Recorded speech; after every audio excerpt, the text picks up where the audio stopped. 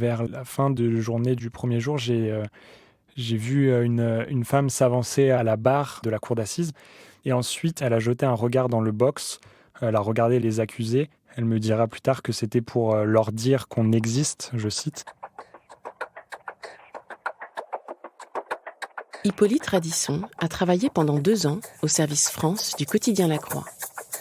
Dans cet épisode, il revient sur le procès des attentats du 13 novembre qu'il a suivi pendant plus de 9 mois avec son collègue Pierre Bienvaux.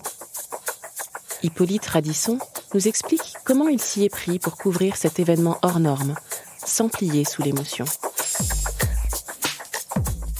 Dans le podcast L'envers du récit, un journaliste de La Croix raconte les coulisses d'un reportage, d'une enquête ou d'une rencontre, ce qui s'est passé avant et comment il l'a vécu. Vous écoutez la première partie de notre épisode consacré au procès du 13 novembre. Bonjour, je m'appelle Hippolyte Radisson, j'ai été journaliste au quotidien La Croix pendant 2 ans et j'ai notamment été en charge de la rubrique police, sécurité, terrorisme. J'ai couvert avec mon collègue Pierre Bienvaux le procès des attentats du 13 novembre 2015. C'est un événement au long cours durant lequel, en tant que journaliste, il était nécessaire de trouver la bonne distance face à cette charge émotionnelle qu'apportait le procès. Le procès des attentats du 13 novembre s'est déroulé pendant plus de 9 mois, du 8 septembre 2021 au 29 juin 2022. Il se tenait dans un palais de justice, le palais de justice de l'île de la Cité à Paris, en plein cœur de la capitale. Le palais de justice était totalement bunkerisé, sous très haute sécurité. Il y avait la circulation qui était coupée, il y avait des fouilles à l'entrée, puis ensuite on passait en fait par des fouilles avec des gendarmes et des chiens qui reniflaient les potentiels explosifs. Ensuite, il y avait une fouille dans l'entrée du palais avec, comme dans un aéroport, on mettait les bagages sur des rails. Donc voilà, c'était cette atmosphère sous très haute sécurité à laquelle on a fait face. C'est assez impressionnant quand on arrive là-dedans début septembre 2021.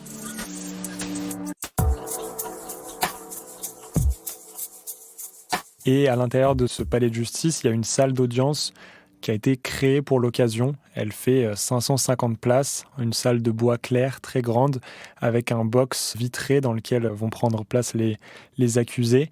Il y a des places prévues pour la presse au fond à droite avec un nombre limité de places. Il y a les places pour les victimes, bien sûr, les avocats des 2 parties et puis pour toute la cour.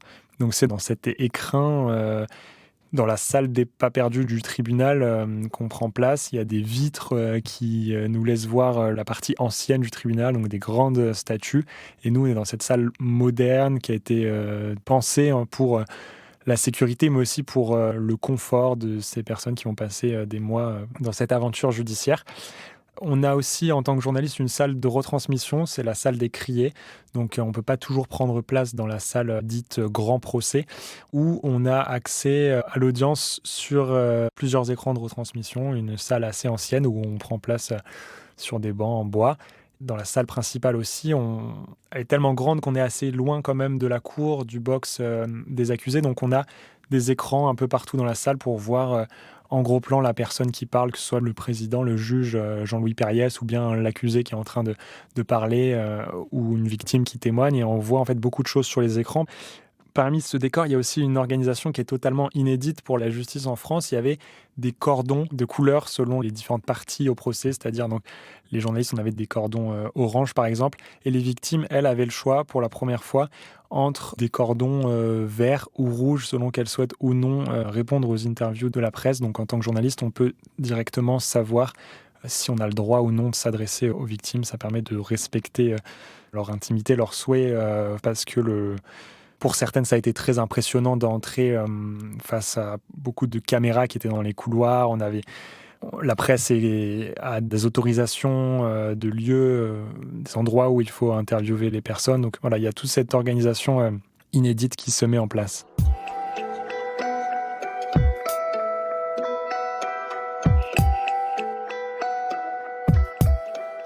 Ce procès, il se déroule pendant quasiment 10 mois.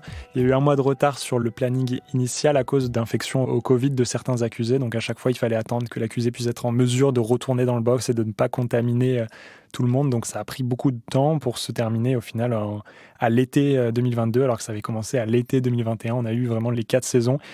Il y a donc 20 accusés dans ce procès, des complices, des membres de la chaîne logistique de ces attentats et un membre des commandos qui est encore en vie, donc c'est Salah Abdeslam. Parmi les accusés, il y avait aussi 6 accusés qui étaient jugés par défaut, 5 sont présumés morts. Et donc ces accusés-là, ils ont une trentaine d'avocats pour les représenter. Ensuite, il y a plus de 2600 parties civiles et leurs plus de 300 avocats et plus de 140 médias accrédités, des journalistes du monde entier. Les journalistes de médias étrangers venaient forcément à l'ouverture, à la fermeture ou dans des moments très médiatiques comme la venue de l'ancien président François Hollande pour témoigner.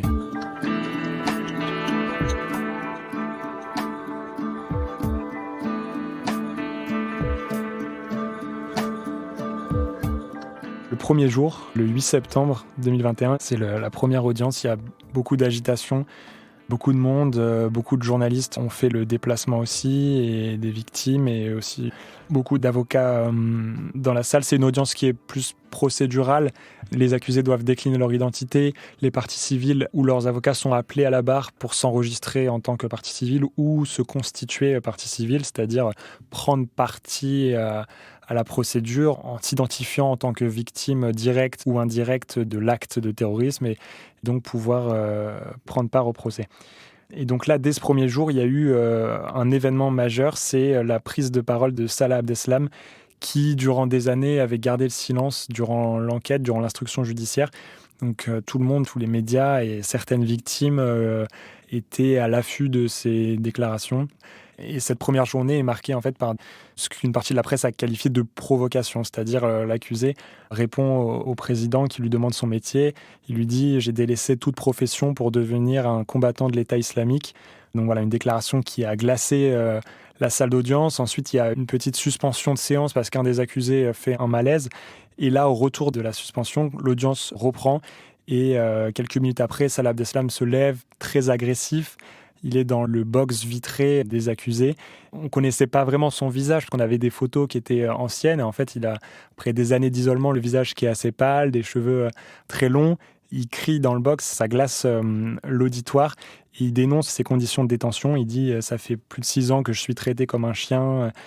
Il déverse en fait toute une diatribe face au président de la cour d'assises. On a l'impression de percevoir de la haine dans ses yeux. Enfin voilà, on voit sur les écrans distinctement en gros plan quelqu'un dont on a beaucoup entendu parler. Et là, il est face à nous. Donc c'était assez impressionnant pour tout l'auditoire, je pense.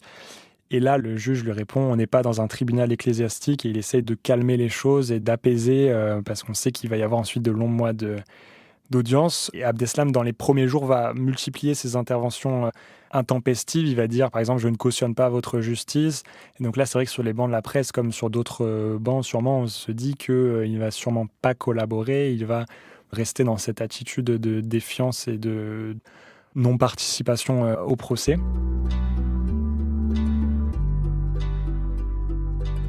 Et la semaine d'après, il va aussi justifier les attentats en délivrant vraiment les messages de la propagande de l'État islamique.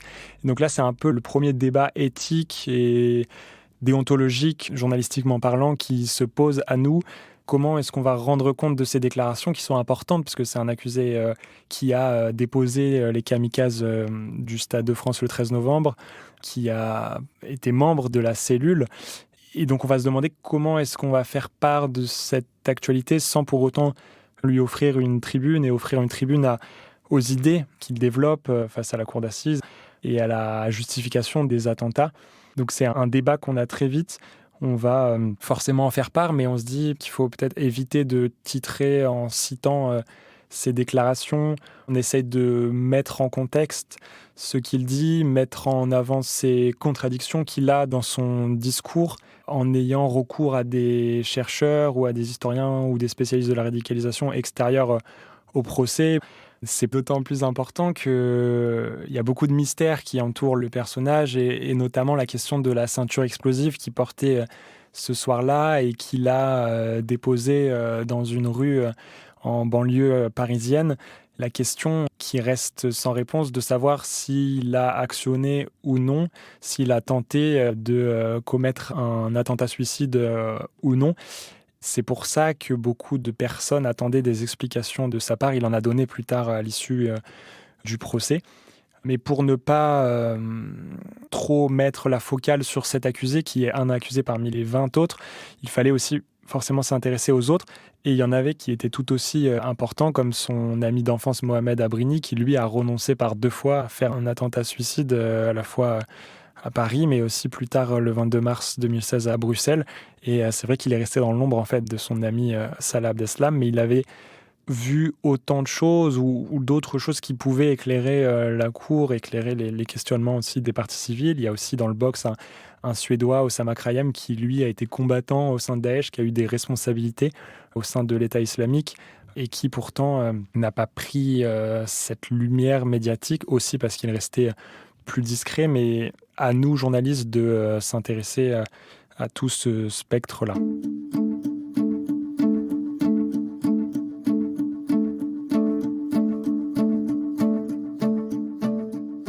Ce premier jour du procès, je cherchais à rencontrer une victime, une partie civile, pour pouvoir la suivre durant tout le déroulement du procès. L'objectif n'était pas de suivre un président ou une présidente d'association de victimes, parce que ce sont des personnes déjà très identifiées, très interviewées et qui potentiellement allaient déjà être suivies par d'autres médias. Donc je suis allé au premier jour du procès dans cette optique de trouver des nouvelles personnes qu'on n'avait pas forcément entendues. Et il n'y avait pas beaucoup de personnes qui avaient un cordon vert autour du cou, donc qui étaient d'accord pour répondre aux questions. Et vers la fin de journée du premier jour, j'ai vu une femme s'avancer à la barre de la cour d'assises, parce qu'elle n'avait pas d'avocat. Donc elle devait elle-même décliner son identité, confirmer qu'elle voulait être partie civile à ce procès-là. Quand elle est sortie de la salle d'audience, je suis directement allé la voir, parce que je voyais qu'elle avait un cordon vert. Donc cette femme s'appelle Linda, elle a 41 ans. Ce jour-là, elle était habillée entièrement en noir, elle avait un masque noir, une tenue entièrement noire, elle a des cheveux sombres aussi. Elle était d'accord pour me parler. En fait, elle venait donc de s'avancer, de décliner son identité. Et ensuite, elle a jeté un regard dans le box, elle a regardé les accusés. Elle me dira plus tard que c'était pour leur dire qu'on existe, je cite. Et donc là, je parle à Linda, elle accepte de répondre à mes questions. Elle me raconte qu'elle était au Bataclan le 13 novembre 2015, qu'elle était dans la fosse du Bataclan quand les terroristes sont arrivés. Donc elle a passé en fait un peu plus d'1 heure couchée sur le ventre dans la fosse en faisant la morte pour ne pas être aperçue et ne recevoir de balles. Elle n'a pas été blessée physiquement. Elle a pu être extraite par les services de police quand ils ont pu extraire des premières victimes de la salle, alors que la prise d'otage se déroulait encore.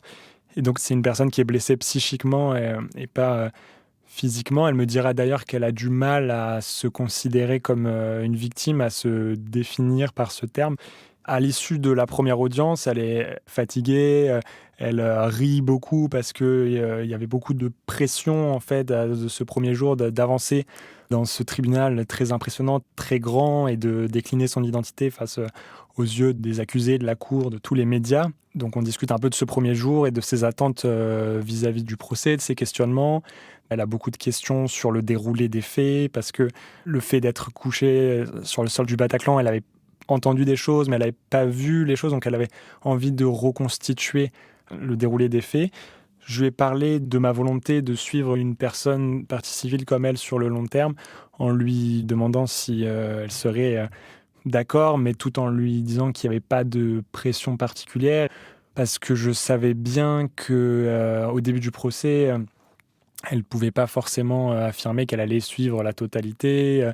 Je ne savais pas quel pouvait être l'impact de la médiatisation sur son vécu du procès. Donc voilà, je voulais juste lui en parler et savoir si ça la dérangeait ou si au contraire elle pouvait y trouver un intérêt.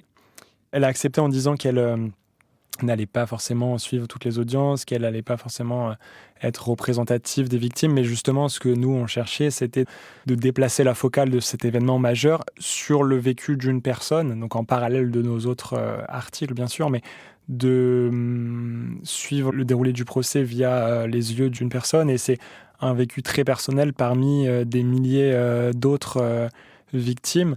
Donc c'est un choix assumé de voir le procès par son regard, savoir ce que le procès fait sur elle, sur sa reconstruction, sur sa vie d'après, savoir comment elle organise aussi sa vie par rapport à ce moment judiciaire. En fait, elle habite au Havre, elle travaille en tant que juriste. Au début, elle pense ne suivre que des audiences assez techniques, par exemple des dépositions d'enquêteurs pour comprendre ce qui s'est joué, comment les cibles ont été choisies, quand, à quel moment. Finalement, elle va suivre le procès dans sa longueur en ne ratant quasiment aucune journée, notamment grâce à la web radio, là aussi un dispositif inédit qui a été mis en place pour ce procès. Il s'agit donc de la retransmission en quasi direct, avec 30 minutes de différé, des débats en ligne sur Internet pour les parties civiles uniquement, avec des codes sur un site sécurisé qui permet en fait de suivre les débats à distance parce que toutes les victimes n'habitent pas à Paris ou en région parisienne. C'est le cas par exemple de Linda, et que les audiences durent longtemps et sur un temps très long. Donc Linda me racontera qu'elle écoute parfois les audiences en étant au travail, qu'elle est surprise par la sonnerie du tribunal qui annonce le début de l'audience et qu'elle sursaute parce qu'elle a les écouteurs depuis plusieurs minutes sur ses oreilles, mais qu'on n'a pas d'indication du début de l'audience. Et en fait, ça va rythmer sa vie pendant quasiment un an, ces audiences. Elle fait des allers-retours aussi à Paris parce qu'elle trouve que c'est toujours plus intéressant. En tout cas, on est moins passif, selon ses termes, quand on va dans la salle d'audience directement. Elle va avoir un moment, une saturation un peu de ces audiences au début de l'année 2022 où elle va un peu moins écouter, mais puis elle va finalement reprendre le fil très vite. Donc on échange avec Linda quand elle est au tribunal ou par téléphone ou bien par mail dans le but de réaliser plusieurs articles au fur et à mesure de l'année sur ses ressentis face au procès et puis comment elle le vit personnellement.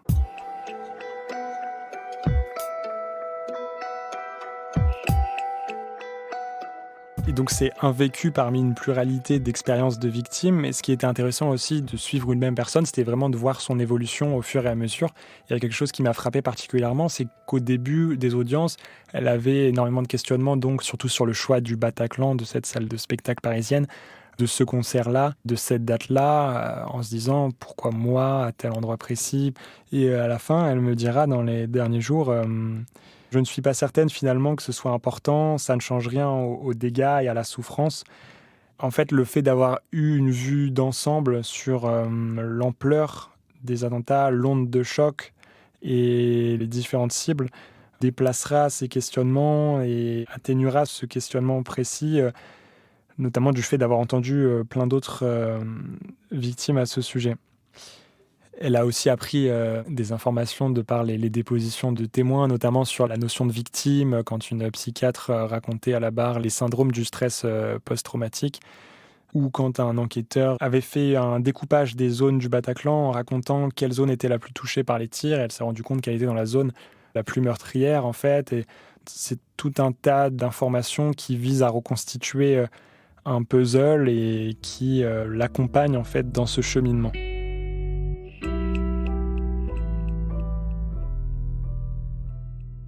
Linda, elle n'a pas choisi de parler, de faire une déposition à l'audience, mais plus de 400 victimes ont choisi de le faire parce qu'elles avaient l'opportunité de le faire.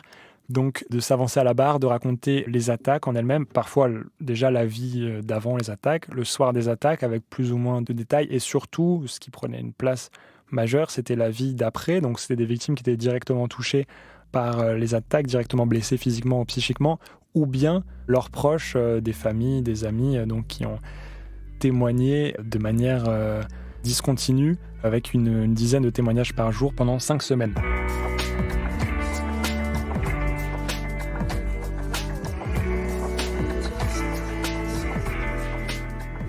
Vous venez d'écouter la première partie de l'épisode de l'envers du récit, consacré au procès des attentats du 13 novembre. L'ensemble des articles d'Hippolyte Radisson sur ce sujet est disponible dans le texte de description de ce podcast. Retrouvez dès maintenant la seconde partie de cet épisode sur toutes les plateformes de podcast, sur le site et sur l'application La Croix.